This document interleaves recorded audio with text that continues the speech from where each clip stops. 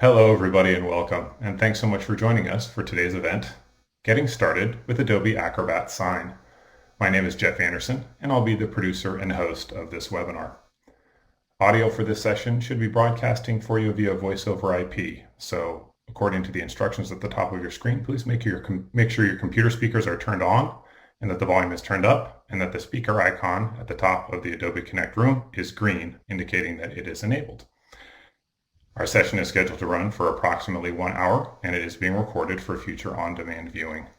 The recording and any other resources that are covered today will be made available to you via a follow-up email after the presentation. You can enter questions at any time in the questions pod on the left-hand side of the Adobe Connect room. We have subject matter experts standing by who will address them in chat throughout the presentation. And at the end of the presentation, as time permits, we'll have a dedicated Q&A segment. Okay, well, with that housekeeping out of the way, let's go ahead and get started. And in order to do so, I'm going to hand things over to our first presenter for today, and that is Sarah Linderman, Product Marketing Manager for Document Cloud Product Marketing at Adobe. Sarah, why don't you go ahead and take it from here? All right, thank you so much, Jeff, and thank you to everybody who's on the line for joining us today. So first, a couple notes. In terms of what we're going to be covering today, you probably already gathered that this is about kind of getting started on your journey with using Adobe Acrobat Sign. I'm going to start us off. I'm going to provide kind of a broad overview, giving a little context of why it's such a relevant product right now, talking a bit about its high-level functionality, and then I'm going to hand it over to my colleague Serge, and he's going to really kind of get into the details and show you what it looks like to get it up and running. So how do you set up your account? How do you use some of the most important features, and how do you get your settings in line? We'll also both talk a little bit about some of the support resources, and we'll make sure that you have access to that in the email that Jeff mentioned you'll be receiving afterward. We're going to wrap up with a case study. So we'll take a look at how Adobe Sign has been successfully used at CSU Fullerton. We'll do some next steps, and then we'll hopefully have at least 10 or 15 minutes available on the back end for a verbal Q&A. But that said, as we're going through, feel free, and I encourage you to kind of put all the questions that you have over in that chat pod. I think that as Serge gets into the more technical details, you'll probably have a lot of questions, so let them fly. And also I want to note here that this is one webinar session that's within a broader series that we've been running for a little over 1.5 years now, I would say. Coming up on March 30th, we have demystifying e-signatures. That gets into kind of the legality. We always hear a lot of questions about, when can I use an e-signature? How does it hold up next to a wet signature, etc. That's a great session if you have questions along those lines. And then on April 27th, we have an integrations focused session. So Microsoft, we're Microsoft's preferred partner, and you'll learn all about how the integration works and functions at that session. Also, we have a bunch of on-demand content. So we have powering digital transformation in education. We have a session that shows you how you can digitize your health records, etc. So we'll be sending through the website where you can access all of those recordings. Definitely encourage you to check them out if you have time.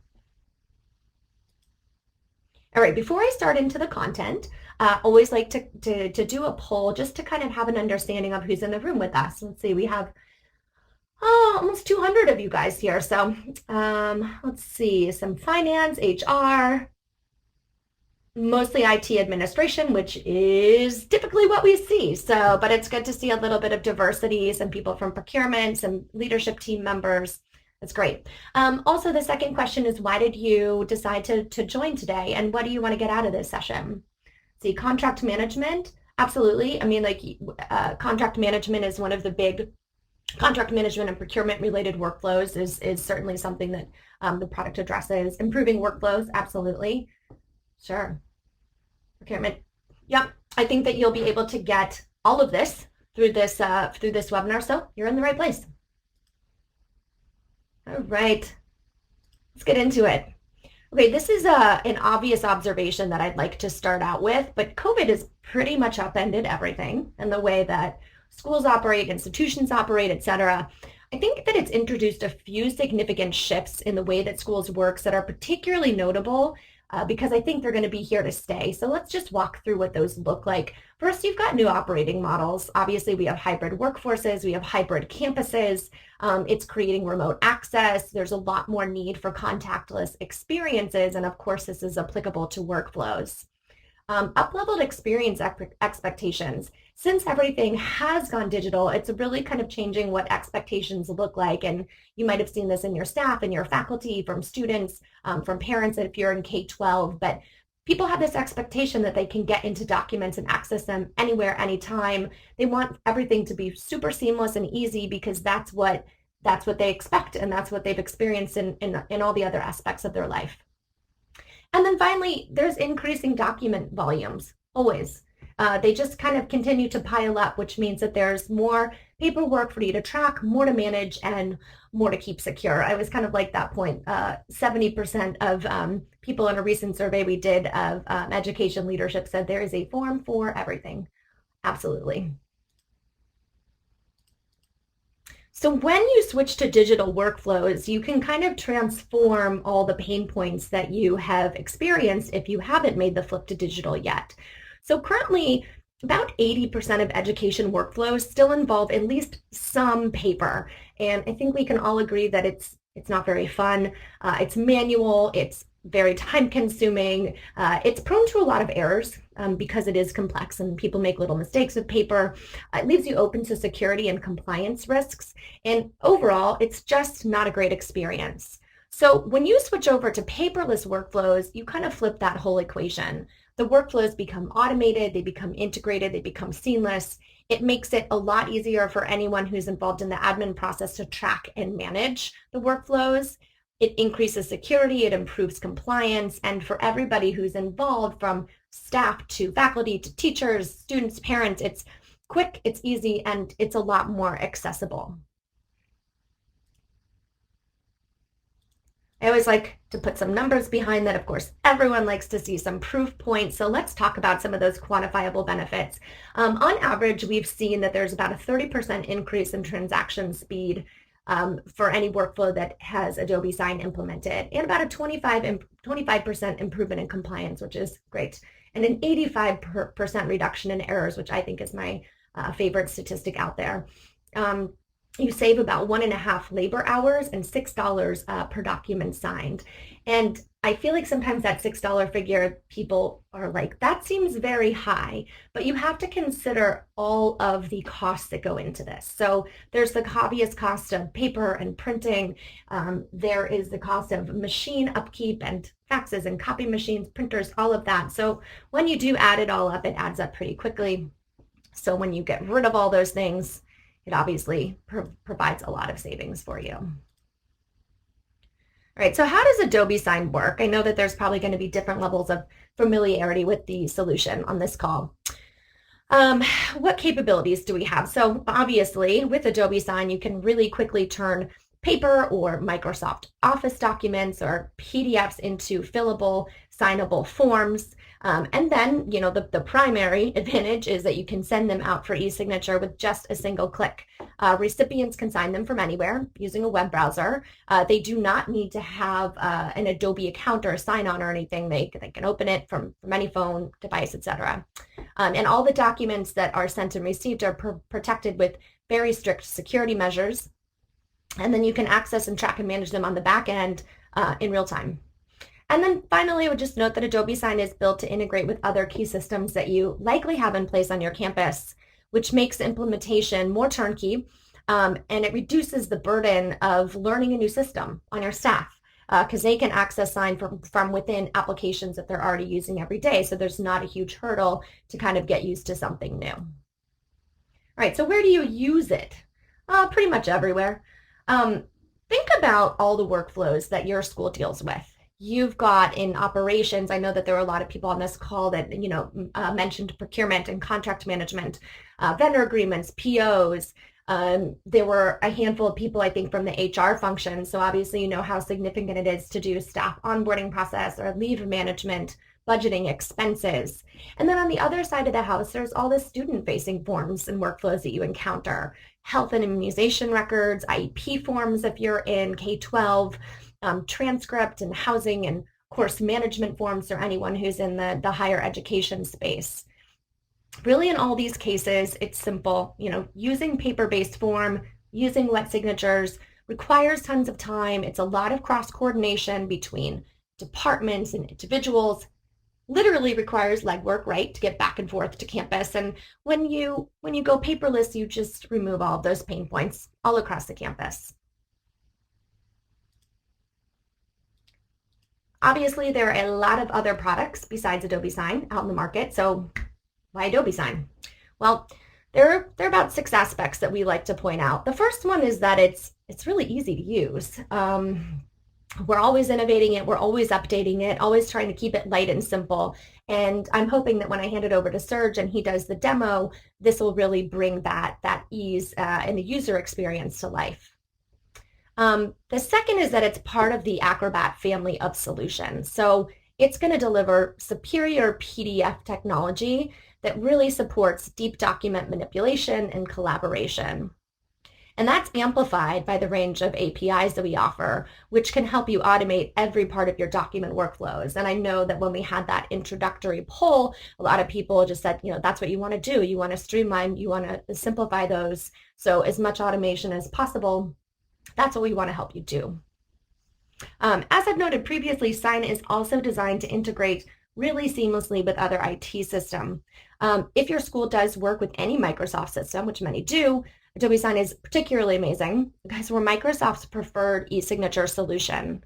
We're fully integrated with them, so that means that your users never need to leave the Microsoft environment to get work done. And by the way, just a plug, as I mentioned in April, if you want to learn more about that, you can attend the live webinar that's going to cover that integration. And of course, you can also access it on demand. Next point, Acrobat and Sign are both leaders in accessibility features. So that ensures that everyone on your campus can access and sign documents. And that's obviously a really important feature when it comes to education. And then finally, security and compliance. Adobe Sign meets the highest levels of global security and compliance requirements.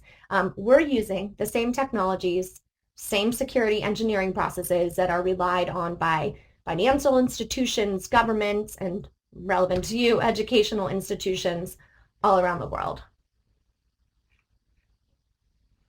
All right, well, that is all from me. Now I'm going to hand it over to Serge, and he's going to start bringing some of this to life and showing you how Adobe Sign works. Thank you, Sarah, and hi. Thanks for this opportunity to talk with you all about Adobe Sign. So here, let me just go ahead and let you know what we're going to cover. We're going to be covering first just the overview of Acrobat Sign, administrators, groups, users. Then I want to talk a little bit about templates and workflows. And then after that, I actually want to get in and actually show you what it looks like to, for example, create a reusable template, use a workflow in the demo so you can see how easy it is. And then we'll wrap it up with just some key resources. So first off, let's talk a little bit about administrators. So here we have essentially Acrobat Sign is broken up into 4 categories when it comes to administrating the product. Number 1, you have your account admins. And when you think of account admins, this is the highest level that we have in Sign. So think about the super user of the account, where you can go in, you can configure your settings for the overall account. You can go in and add your users. You can set up your reports. You can even create groups, which leads me to the second section. Groups is subgroups within Sign. And so let's say in your organization, you have several different departments that's going to be using Sign. They're going to be sending out documents for signature. You can pre-configure these subgroups so they can operate independently from the main account admin. So if I'm part of the athletic group, or if I'm part of the drama group, and I'm going to be sending out documents for signatures, you can create these groups which have their own account administrators, and they can do their own, for example, branding of their department that's independent from the account admins. So within groups, you have your group admins, and then you have your users. And so a user is just basically anyone that is using Sign. Now, users can have different types of permissions. There are some users where they have very limited permissions because maybe they're only doing one specific thing within Sign. And then you have other users where you can promote additional or advanced permissions so they can do multiple workflows or work streams within Sign. And so in short, between your account admins, your group admins, and users, these are just some of the different ways where you can set up Acrobat Sign for your organization on how you're going to use that. Now, as far as templates and workflows, templates is a great resource to use. What I would recommend is anytime you have a reusable or a repeatable work stream that's going to require a signature or a form to be filled out, this is the perfect opportunity to use reusable templates, which I'll show you when I start our demo.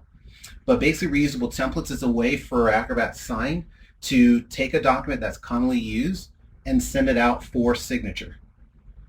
Workflows is another feature that's very recommended in terms of repeatable work streams. So let's say, for example, you know of a process where you're going to have, for example, a parent that needs to sign a document, and then on top of that, maybe a superintendent or others. And this is a repeatable process that happens on a frequent basis. This is an opportunity where you would want to use a workflow. So workflows basically allow you to set up different processes where it'll identify who's going to be part of the signing ceremony, what type of documents they're going to be signing, and then there's some advanced features on top of that that can help streamline that workflow. And so enough of the slides. What I'm going to do now is I'd like to share my Sign instance, and I'll show you exactly what you can do in Adobe Sign. So I'm going to go ahead and quickly share my screen, and hopefully everyone can now see Adobe Sign. And so this is what the UI looks like. No installation is required. It's just a matter of coming in and logging into the interface.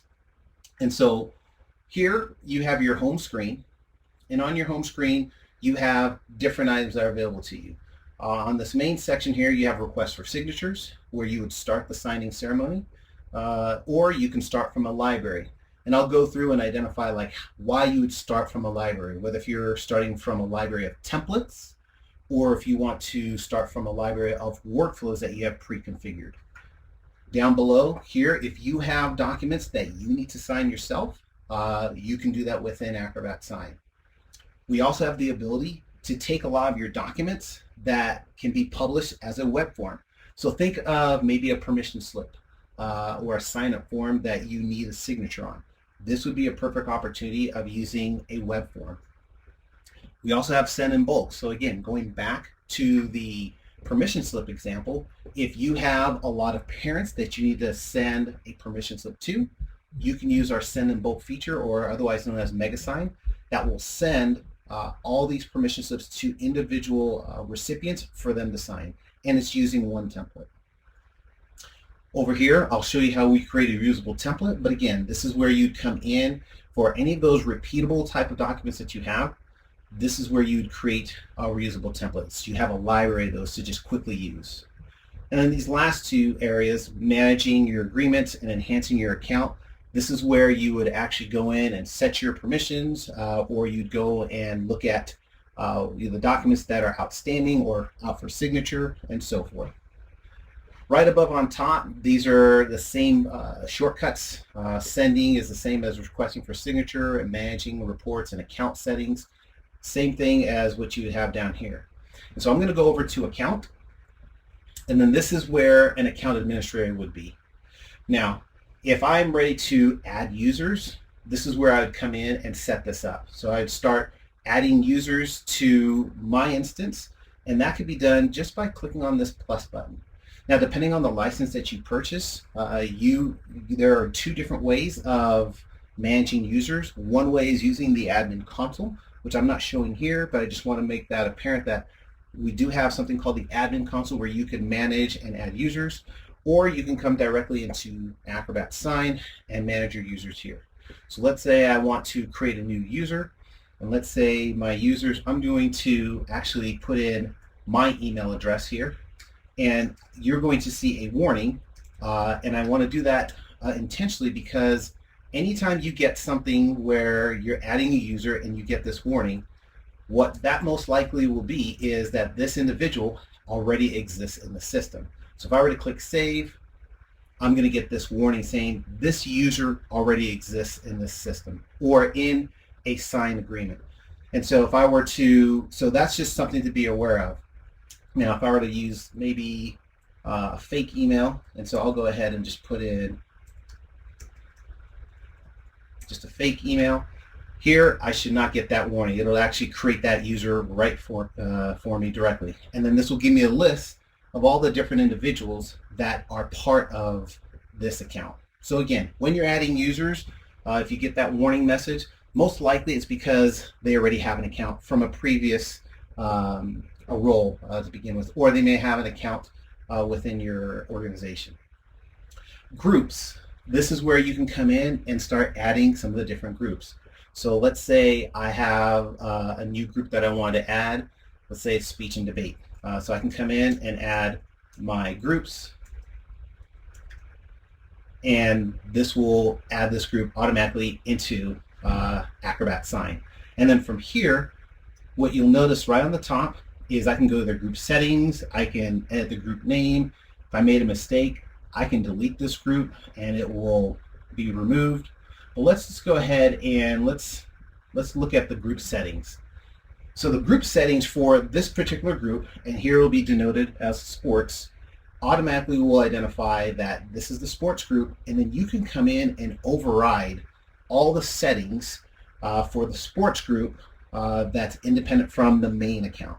So with situations where you feel like, you know what, I want to make sure that this department has its own branding, its own identity, this is where you probably start off by overriding the main settings so you can have your own group settings.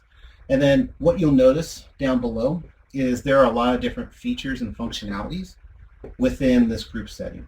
So for example, if I go to send settings, here I can override these and I can identify what types of roles people can have within the send settings. Let's say I wanted to do some branding.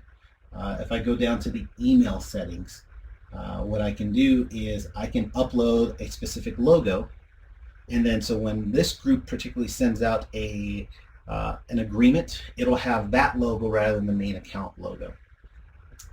There's a lot of different areas in the account settings that I can go through, but just for the interest of the time in our demo, I'm going to come back to our home screen. Then the next thing I want to talk about is templates. Creating a reusable template. And so creating reusable templates is very important, as I mentioned, when you want to repeat a process. So I'm going to scroll over here, and what you should be seeing now is Adobe Acrobat, and here I have an example IEP. And so this is something that most schools are commonly doing for different students that need to have an IEP. And what I'm going to show you is how you can take this document and create as a reusable template. Basically what we're going to do is we're going to upload this PDF into Adobe Sign, and we'll start by clicking on Create Reusable Template. Now, one thing to note, when you are creating a reusable template, I was showing you a PDF, but Acrobat Sign actually can support all types of files. So if you have any type of template that's a Word doc, PowerPoint, or a PDF, you can use those within Acrobat Sign. Two things I want to share really fast is over on the right hand side, it talks about the template type, and then it also talks about who can use the template. So the template type, there's two parts. There's the reusable document, and then there's the form fields.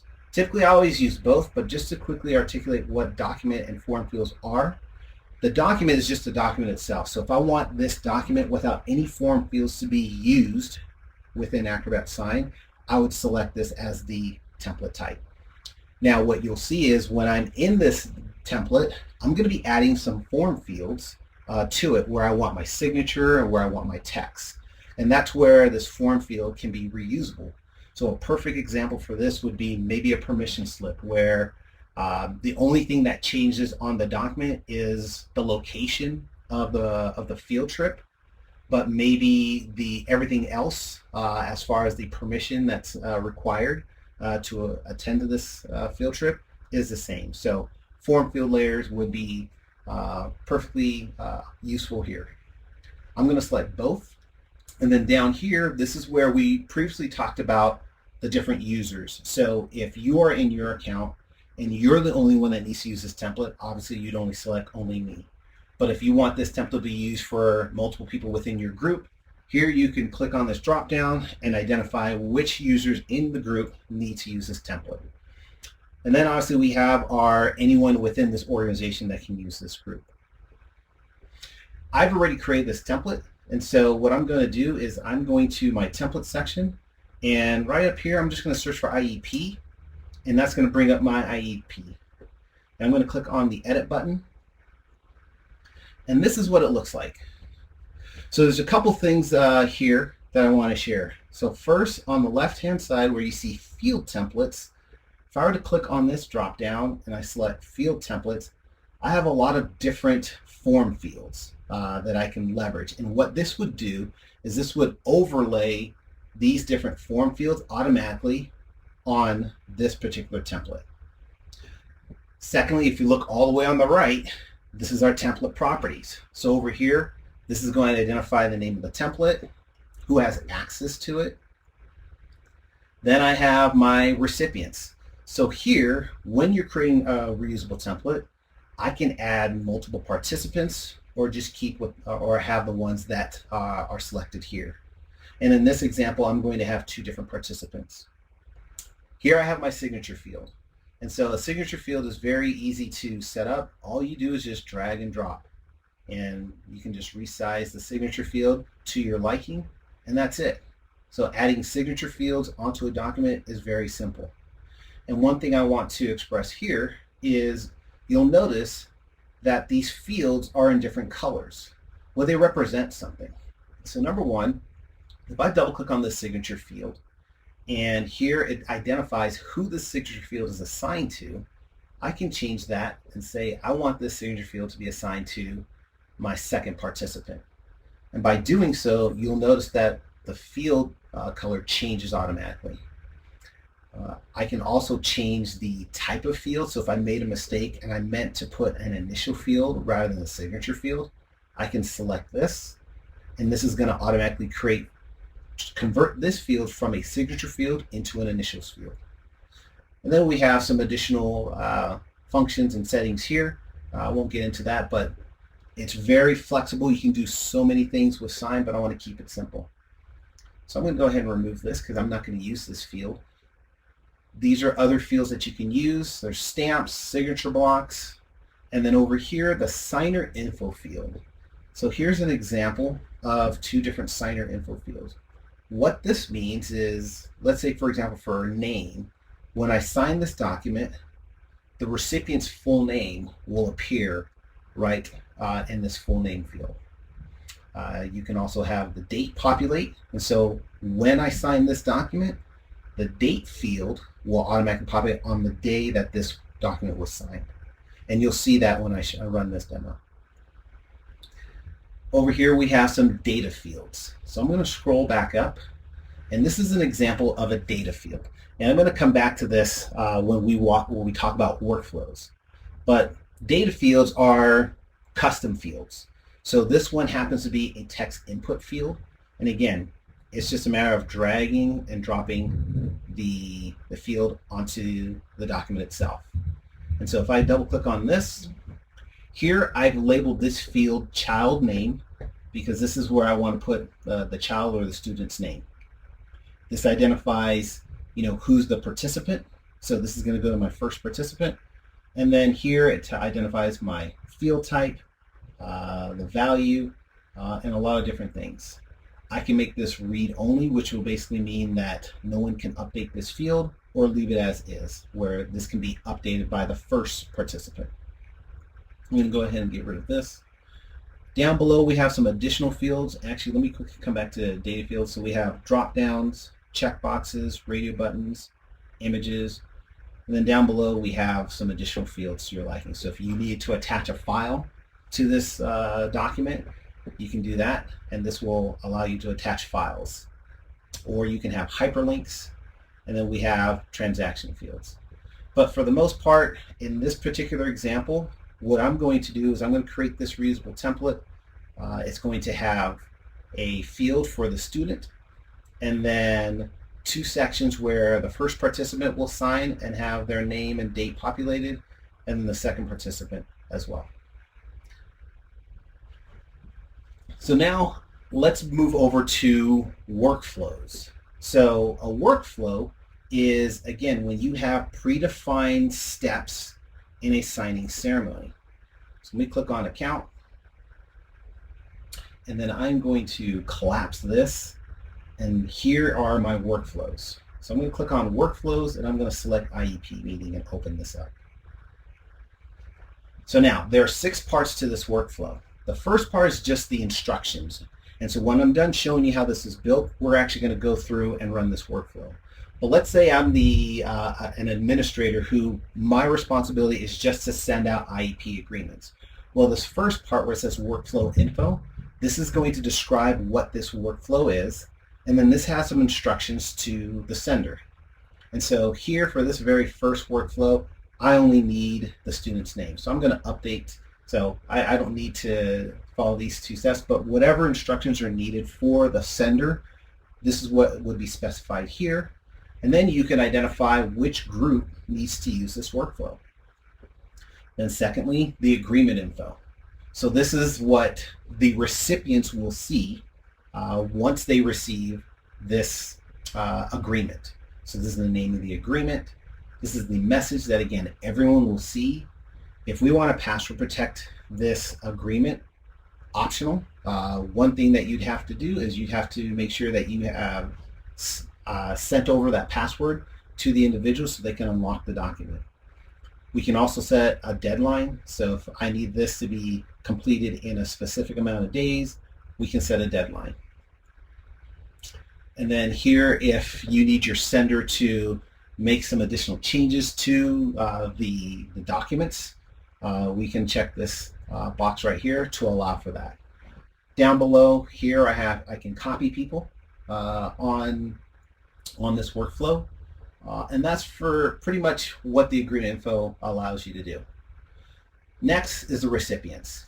And so in this particular workflow, I need a teacher and a parent or guardian to be a part of this workflow. They're the ones that actually need to sign this document. And so adding people to this recipient routing, as we call, is just basically adding the recipients by clicking this plus button. And so if I click this plus button, I can go in and I can identify what type of person needs to, or what type of function or role does the individual or the recipient need to do. Do they just need to sign the document, approve, fill out the form? In this case, I'm just going to have 2 signatures. And so when I click into teacher, I've labeled this teacher, so I know exactly who's going to be receiving this agreement. I can add the email ahead of time, and what that would mean is when you run this workflow, that email address will be populated. But I'm going to keep this blank so I can have more control to add those emails once I run this workflow.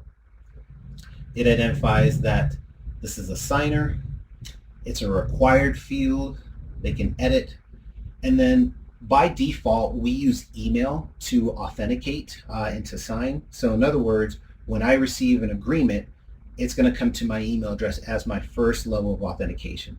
But if you need to have multiple levels of authentication, we provide that as well. We can do phone, where you receive an SMS text or a voice that gives you a code to unlock the agreement. KBA means knowledge-based authentication. So this is where the recipients will have to enter their full name, their address, and optionally the last four digits of their Social Security.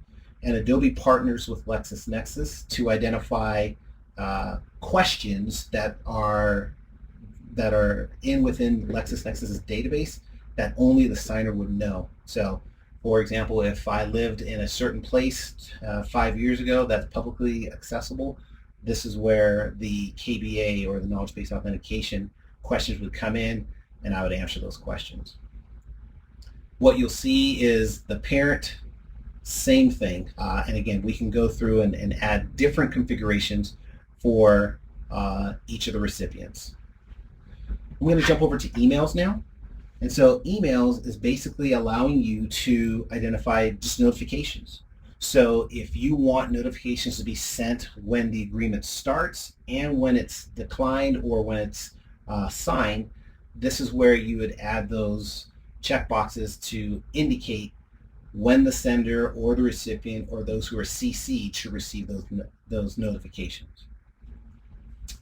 Last, here we have the documents. And so that one repeatable, reusable template that I have, so I'm going to click on my tab here and go to the reusable template. This is the reusable template that we're actually going to be using in this workflow. And so this is where we can add those right here as part of the document, and we're making this required.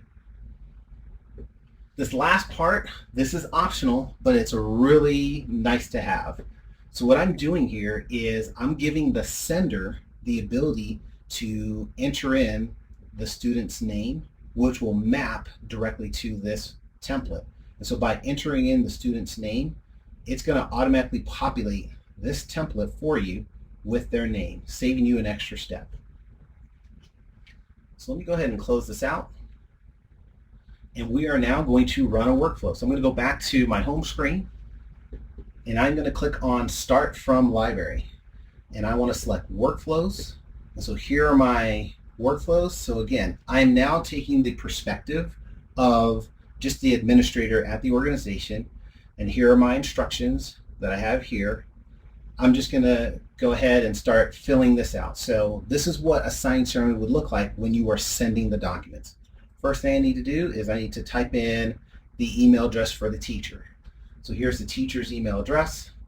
Next, I need to put in the parent's email address. So I'm going to go ahead and put in the parent's email address, and now I'm done. And it's going to go in this order. If I want, I can create a private message, because down below, this message will be seen by both recipients. But if I only want the parent to see this, then by creating this private message, only the parent will see this private message. Now down below, here I already have my document name, I have the message, and here's the actual document, the IEP form that I'm going to send out. And then right down here, student's full name. So if I type in a student's name, Jimmy Live, and click send, what's now going to happen is Adobe Sign is going to come in and process the document, and it's going to send it out for signature.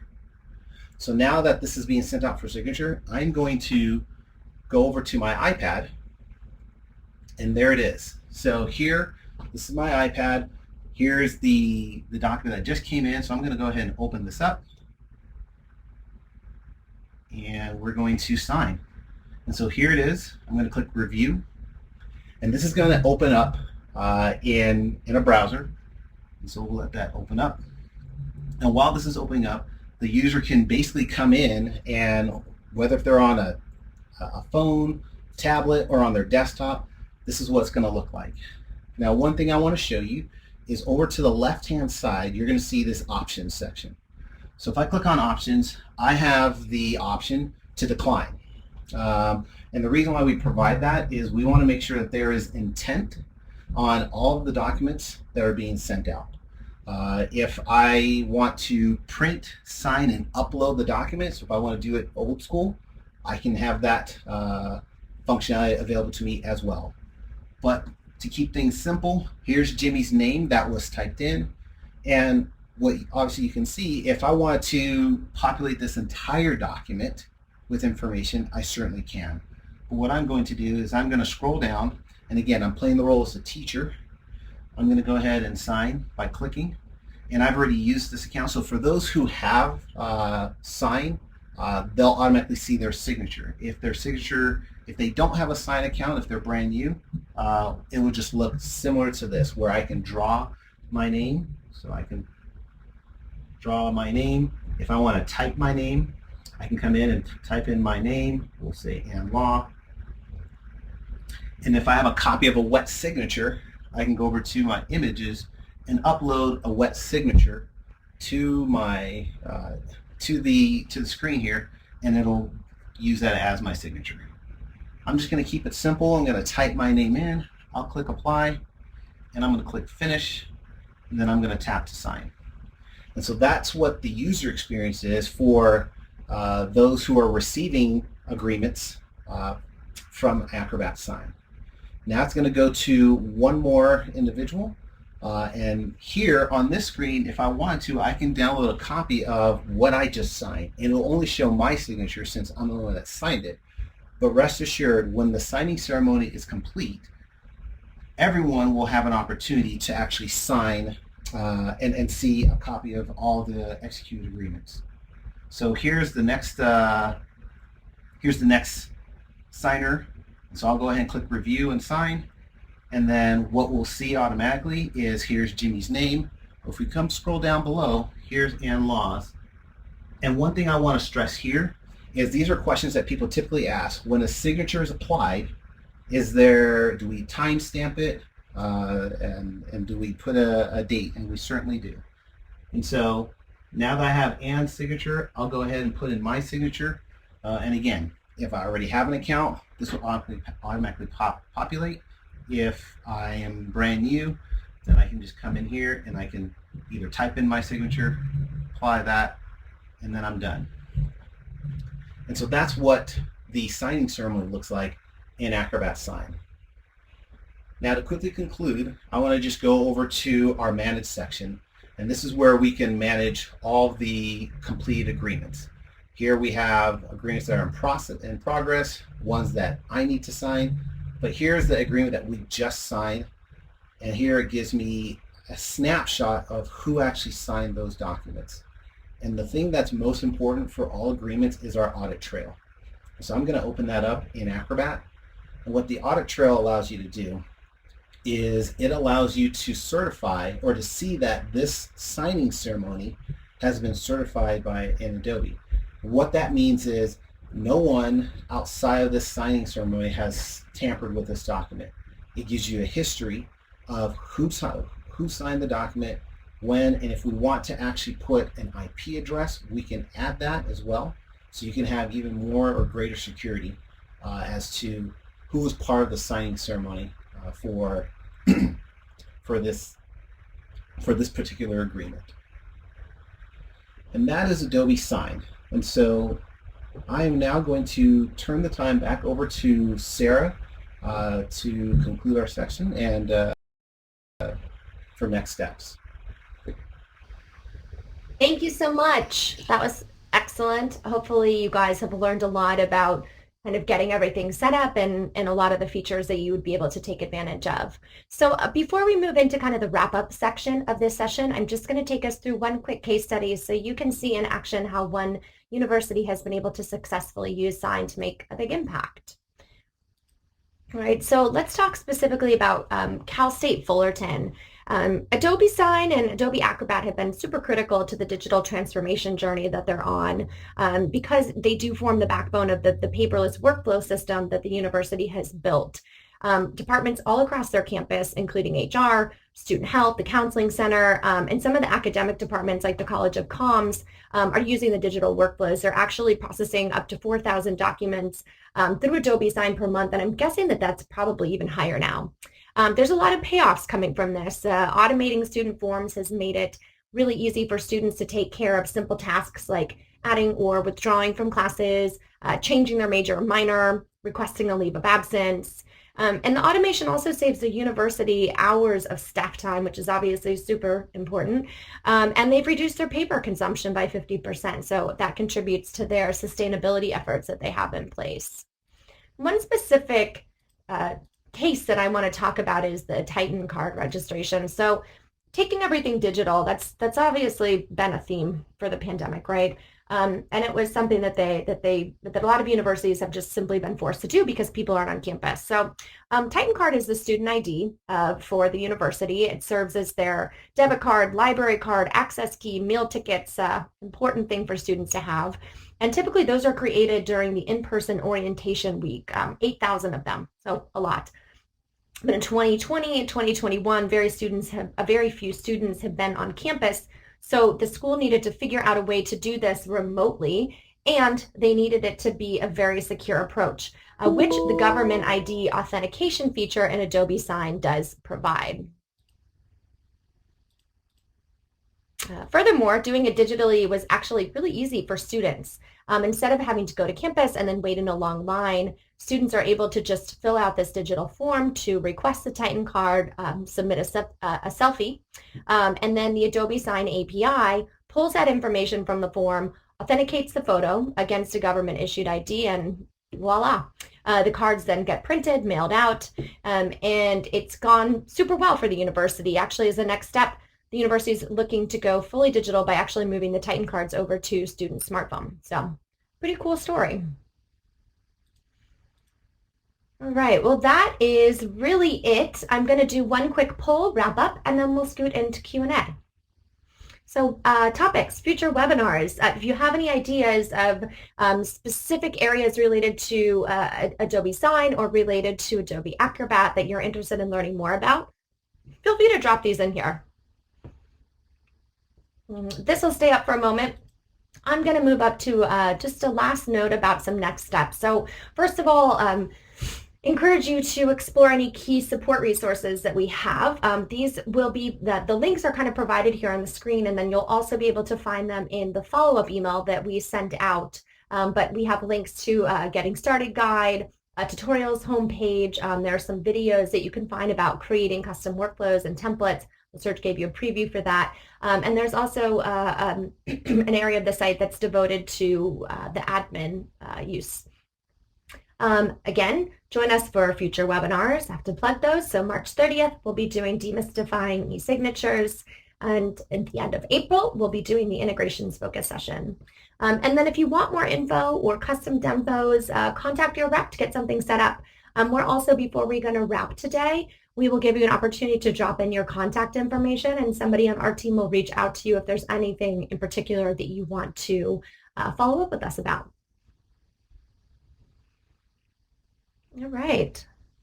Well, that is all. I'm going to hand it over to my colleague Mike now, and he's going to go through some Q&A. So he'll pull some things from the chat pod that we've seen, and also just bring in some other questions that we often hear from our audience. Great, thanks, Sarah. And I thank everybody for joining today. I have a lot of great questions that came in through the chat pod, so I'm going to jump straight to these. I'll be able to answer some of them myself, and some Serge will appreciate your help with them. So the first one kind of has multiple answers. So the question was, can I use a template to send a document out to large groups of recipients where I need to customize the kind of mail merge the information that goes into the template for each individual recipient? So the answer is you absolutely can, and there's a few ways we can do it, starting from like the simple process of using a feature we call bulk send, which basically you upload a CSV file of email addresses to Acrobat Sign. You choose either a template or you upload a brand new file as your template, and it sends that out to each one of those email addresses in there. Now there are other ways you can customize the data that goes into that template that goes out to each one of those different recipients to sign. We can do it with a feature we call GigaSign, and you have even more flexibility with Microsoft Power Automate to really customize the experience. Serge, maybe I'll let you speak for a couple seconds on going a little bit further with that capability. Yes, absolutely. So definitely with Send in Bulk or MegaSign allows you to do that. If you have multiple recipients, then multiple recipients in terms of, one agreement requires 2 or more recipients, then we have GigaSign that allows you to do that as well. So definitely can do it. We have 2 different ways depending on your requirements for that functionality to happen. Yep, perfect. Next question came in here. Can I use Acrobat Sign with other applications such as Microsoft Word? And again, the answer is absolutely yes. Acrobat Sign is deeply integrated out of the box with many of the most used applications out there, especially Microsoft's nearly their full portfolio, so all of Office 365. So you can basically create documents and then send it directly for signature from Microsoft Word, from Outlook, from SharePoint, and many, many other ones. We have a lot of information on that we can share with everybody. Another question was, how do web forms work? So a web form is a way of creating a document for someone to sign when you don't know in advance who you're sending that to sign. So rather than sending for signature to a specific person where you have their email address, a web form basically lets you take your document, so a PDF, a Word document, whatever it is, customize it for the recipient. So add the fields for them to add their information, add an e-signature if you need an e-signature, and then you're posting it as what we call a web form, which is basically just kind of a web page. And then all you need to do is share that URL of the web form to make it accessible. So you can embed it onto an existing page, whether it's kind of an internal page for faculty, a student-facing page, or you can just go ahead and email that URL out to whoever needs it through email newsletters or wherever it needs to be. So web forms are a great way to capture signatures and get forms filled out when you're just making it available to people that you're not sure who is going to be accessing it. So not like a document that you would send directly out. And next question, do signers have to have an Acrobat Sign account to sign a document? And the answer is no, they definitely do not need to have any sort of account, which is kind of what helps the ease of use for Acrobat Sign. So anyone that gets a document they need to sign, they don't need to create any accounts up front or anything like that. They're just able to instantly access the form, fill in their information, and sign it, whether it's on a mobile device, on their computer, on a tablet, or anywhere they need to access that document. Next question here was kind of related to creating a date field within the document. So sometimes you don't want to have a field for the signing date of the document, but in the back end, we are still tracking the date of exactly when the signer is accessing and signing it. So just like the audit trail that Serge showed, we are still tracking all those details, and you always have them available to you to see when the document was signed, even if there isn't the actual field on the document of that date field. Next question here. If I have multiple groups within my organization that needs to have access to Acrobat Sign, do I need to have a separate license for each one? And you definitely do not. There's a few different ways you can license Acrobat Sign from Adobe. The most popular way is where you're paying for a bulk amount of transactions. A transaction is literally when you're sending the document out for signature.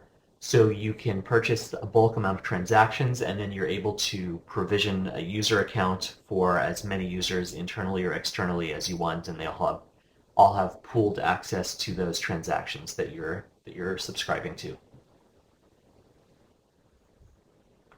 Another question in line with kind of licensing of Acrobat Sign. So if I already have Acrobat Pro, if I'm already paying for that, is there an additional cost for Acrobat Sign?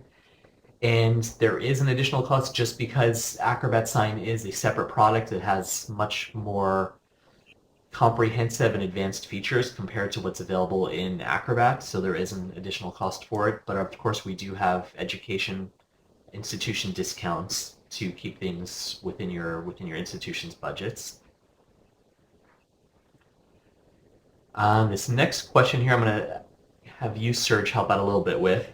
It's, if the admin or group admin of Acrobat Sign, do they have access to see the documents that others within the organization have sent for signature? Can they see the actual documents themselves? Can they see the signature process, or is it really more around running reports? So I'll turn that question over to you. So two answers. So one, the account admin at the highest level can see all documents. They can run reports. They can see all documents that are in progress, that have been signed, and so forth. The group admin can see all of their documents, but not necessarily other group documents. Depending on where you sit from an admin level, if you're the highest admin, you see it all. If you are a group admin, You just see the groups that you are a group admin for. And of course can run reports as well. Yeah, perfect. We have time for one last question here, and it's a question of, does Acrobat Sign integrate with Acrobat Pro? And the answer is, of course, yes. That's kind of one of the main reasons for us renaming Sign to Acrobat Sign. So if you were previously familiar, it was just called Adobe Sign, and we've renamed it to Acrobat Sign because of the tight connection we have. So if you decide to license Acrobat Sign and you already have Acrobat Pro, the two do definitely work together really well. You can even send documents for signature directly from Acrobat using the Acrobat Sign transactions that you've licensed, as well as being able to obviously go immediately from editing PDF in Acrobat and then directly sending it for signature from Acrobat Sign. So a lot of great connection between the two of them. And of course, if you want to talk to us directly, we can go a lot more in depth in terms of how the two work together. With that, we are at the top of the hour. I'm going to hand it back to our host, Jeff, and he's going to wrap us up for today. If we didn't get to your questions, we will definitely reach out through email to each and every one of you that have joined us. And again, thank you. Jeff, back to you. Thanks, Mike. Thanks to Serge and Sarah for presenting and showing us that great demo. And thanks most especially to our attendees today. We really appreciate you taking the time to join us. And again, remind you to be on the lookout for follow-up communications. There will be an email that'll have a link to the recording and other resources that were shared during this session. So we have some poll questions on the screen right now that many of you have already responded to. So if you haven't already, please give us some feedback on the session today. Let us know what topics you'd like to hear about in the future. And then if there's additional information that we can reach out to you for, go ahead and put your contact information, your email address in that box in the bottom right corner, and we'll get back to you. But we'll go ahead and close out the audio portion of this call for now, and then we can leave this the Connect room open for a few minutes if you have additional questions that you'd like to ask in the Q&A, or if you haven't responded to our poll question yet. And as Mike said, we'll go ahead and get back to you offline if we didn't respond to your question already in chat or during our Q&A segment. So depending on where you are in the world, we wish you a good rest of your morning, afternoon, or evening, and look forward to having you join us on future Adobe webinars. Thanks again, everybody. Please stay safe and healthy, and we'll talk to you next time. Bye-bye.